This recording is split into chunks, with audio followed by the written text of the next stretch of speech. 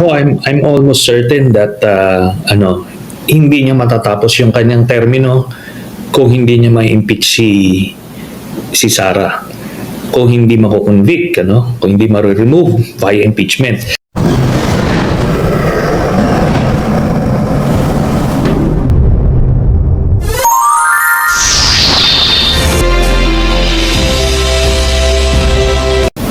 Sa prangkang usapan, Senator, no?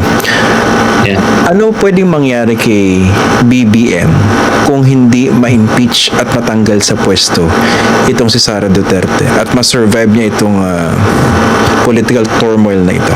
What could happen to BBM?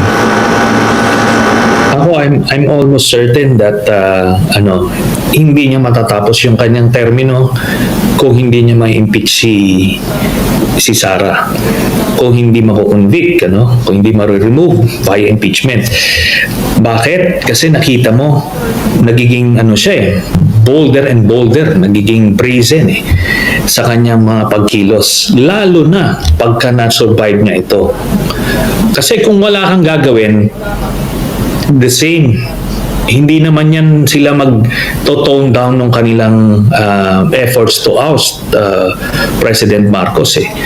Ang target nila is to get back to power pagka yun ang objective nila. So whether attempt mag-impeach si President Marcos o hindi, it will intensify and intensify. So pagka hindi niya to natuluyan, ang nanganganib na ngayon is si President Marcos because again, historically, the political winds change and it would shift doon sa mga frontrunners for the 2028 elections.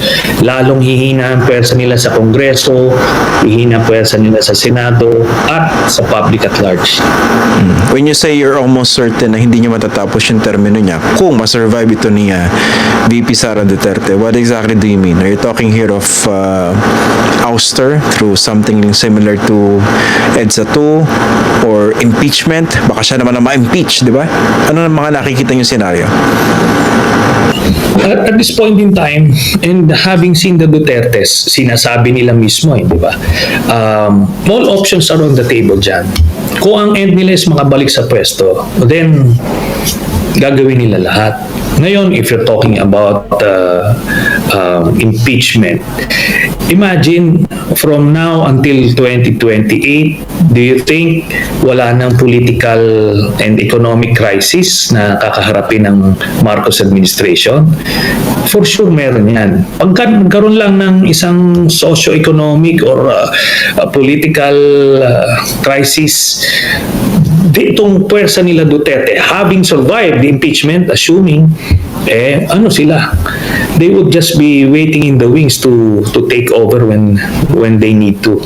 Yun. And ito, yung chatter sa PMA chat groups, masyadong significant. Hindi na ito static. Kaya makikita mo na kung meron sila ngayon, lalo ng palakas ng palakas yan. Remember, iisipin nila pag nakapwesto si Sara, ano yung pwestong ibibigay sa kanila. So merong ganong personal interest na papasok yan. Yung progressive military career na sinasabi natin sa PMA, it could be too tempting for these PMAers to resist. Medyo interesting yung sinabi nyo, yung chatter sa mga PMA chat groups, medyo ganyan. Can you be more specific? What exactly do you mean po? Meron kasing mga Duterte, lalo na sa mga retired ranks. And masyado silang bold sa kanilang mga pronouncements. They're looking for any opening against the administration. And yun na nga, several months, a year or two down the road, what if magkaroon ng ganong crisis, papasok ito. And ngayon yung mga active, magbe-break ranks ito. Yun yung nakikita natin. Kasi merong, may active, mga proactive na nagre-recruit at nagbubuyo, nag-agitate. Yun ang mahirap.